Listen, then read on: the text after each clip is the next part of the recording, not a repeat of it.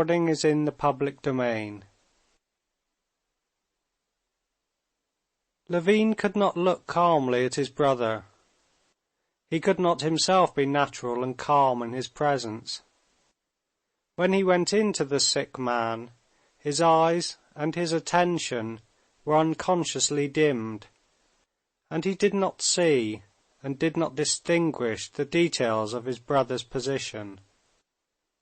He smelt the awful odour, saw the dirt, disorder, and miserable condition, and heard the groans, and felt that nothing could be done to help. It never entered his head to analyze the details of the sick man's situation, to consider how that body was lying under the quilt, how those emaciated legs and thighs and spine were lying huddled up, and whether they could not be made more comfortable, whether anything could not be done to make things, if not better, at least less bad. It made his blood run cold when he began to think of these details. He was absolutely convinced that nothing could be done to prolong his brother's life or to relieve his suffering. But a sense of his regarding all aid as out of the question was felt by the sick man and exasperated him, and this made it still more painful for Levin. To be in the sick room was agony to him, not to be there still worse, and he was continually, on various pretexts, going out of the room and coming in again, because he was unable to remain alone. But Kitty thought and felt and acted quite differently. On seeing the sick man, she pitied him.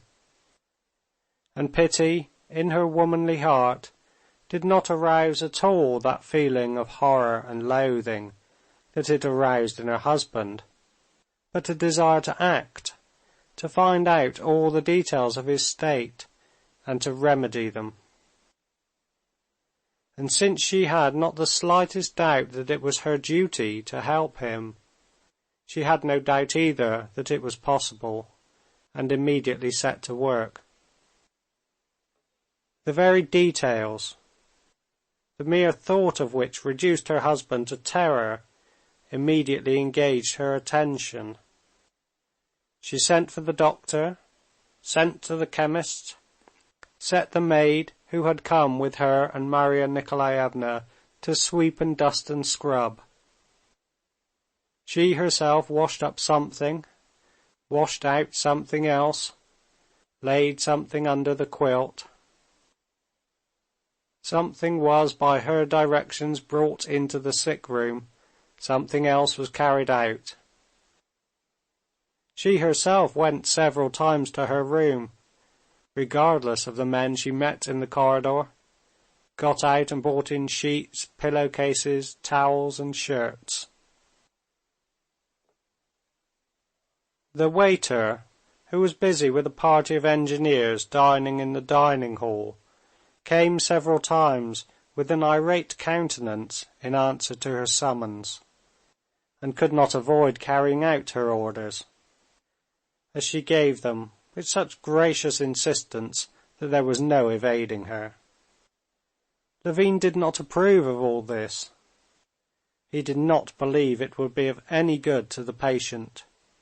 Above all, he feared the patient would be angry at it. But the sick man, though he seemed and was indifferent about it, was not angry, but only abashed, and on the whole, as it were, interested in what she was doing with him. Coming back from the doctor to whom Kitty had sent him, Levin, on opening at the door, came upon the sick man at the instant when, by Kitty's directions, they were changing his linen. The long white ridge of his spine, with the huge prominent shoulder blades and jutting ribs and vertebrae, was bare, and Marya Nikolaevna and the waiter were struggling with the sleeve of the nightshirt, and could not get the long limp arm into it. Kitty, hurriedly closing the door after Levin, was not looking that way, but the sick man groaned, and she moved rapidly towards him. "Make haste," she said. "Oh, don't you come," said the sick man angrily. "I'll do it myself." "What say?" queried Marya Nikolaevna, but Kitty heard and saw he was ashamed and uncomfortable at being naked before her. I'm not looking," she said, putting the arm in. "Marya Nikolaevna, you come this side. You do it," she added. "Please go for me. There's a little bottle in my small bag," she said, turning to her husband. "You know, in the side pocket. Bring it, please. Meanwhile, they'll finish clearing up here." Returning with the bottle, Levin found the sick man settled comfortably, and everything about him completely changed. The heavy smell was replaced by the smell of aromatic vinegar, which Kitty, with pouting lips and puffed-out, rosy cheeks, was squirting through a little pipe. There was no dust visible anywhere. A rug was laid out by the bedside. On the table stood medicine bottles and decanters tidily arranged,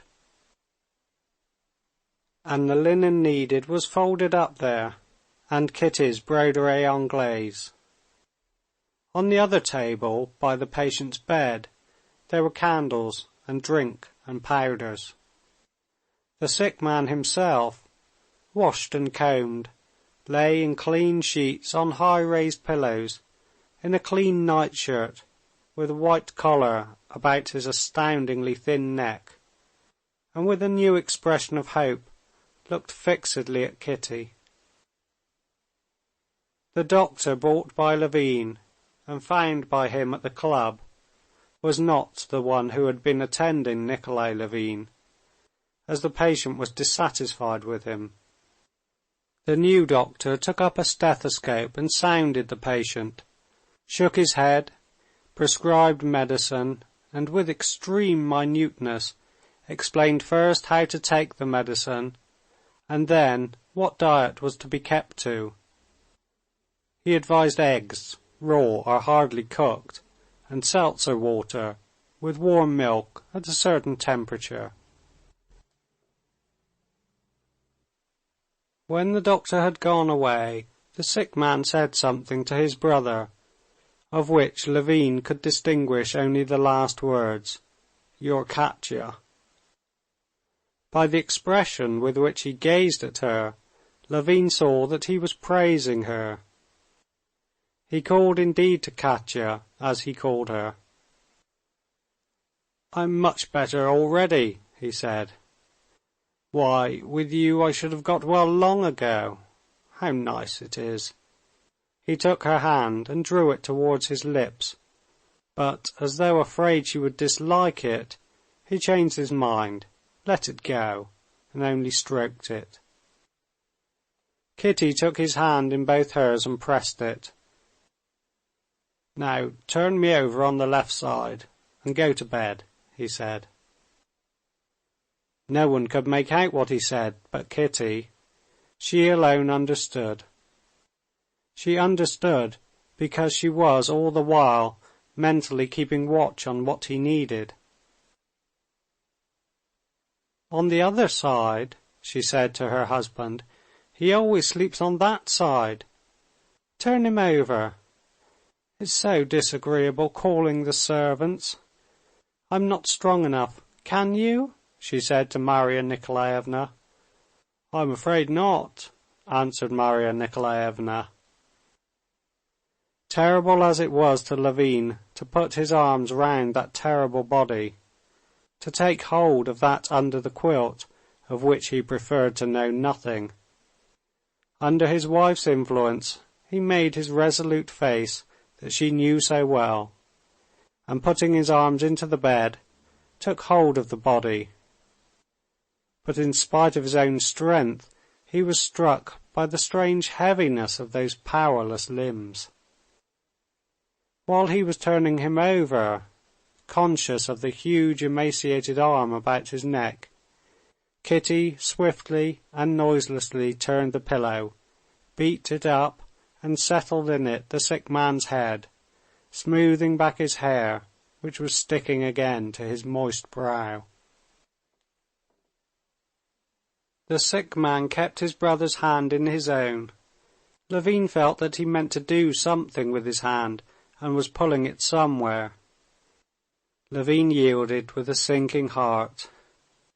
Yes, he drew it to his mouth and kissed it. Levin, shaking with sobs and unable to articulate a word, went out of the room. End of chapter 18.